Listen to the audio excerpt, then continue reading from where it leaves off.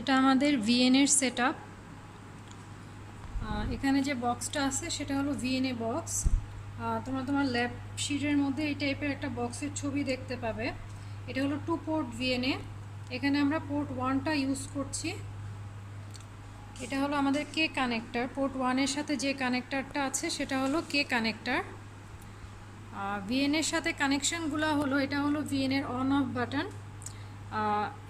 এটা হলো USB connection, মানে এই কানেকশনটা তোমার পিসির সাথে, এবং এটা হলো VNA-এর পাওয়ার কানেকশন।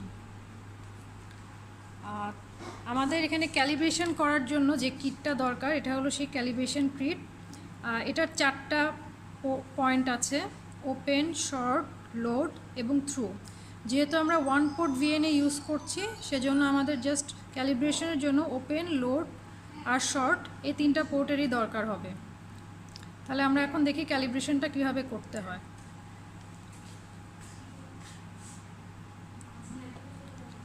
ওপেনটার সাথে দাও, ওপেন না শর্ট? আগে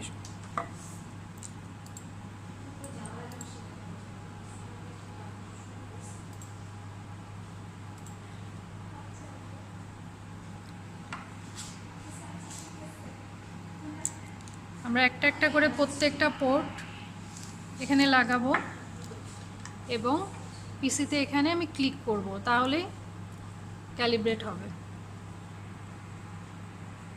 একটা পোর্ট হয়ে গেলে এটাকে খুলতে হবে।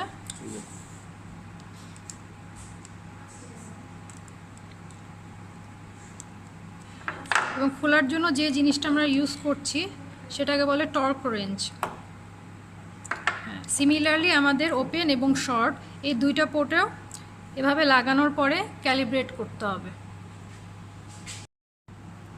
এটা হলো আমাদের সার্কিট মডিউল বক্স। এখানে সার্কিট ডিজাইন করা আছে, প্রিন্টেড সার্কিট, এবং এখানে 8টা রকমের সার্কিট আছে। আমরা আজকে ইউজ করব হলো কোয়ার্টার ওয়েভ ইম্পিডেন্স ট্রান্সফর্মার। আমরা এটা দেখি এখন কে কানেক্টরের সাথে কিভাবে এটা আমরা কানেক্ট করব।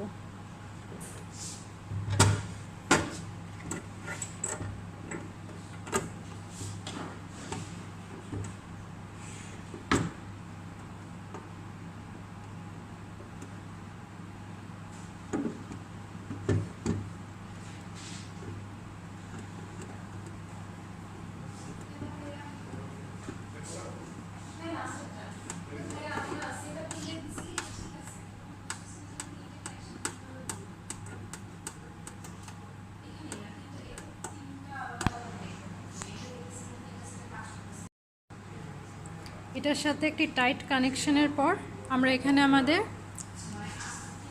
এস প্যারামিটারটা দেখব। যে দেখো এক্স প্যারামিটার, এটার এস প্যারামিটারটা 2.25-এ। আর এখান থেকে আমরা লগ ম্যাগনিটিউড দেখলাম। এখন আমরা দেখব স্মিথ চার্ট। এটা হলো স্মিথ চার্টটা, এবং দেখতেছি 2.25 গিগাহার্টজে এটার ভ্যালুগুলো কত।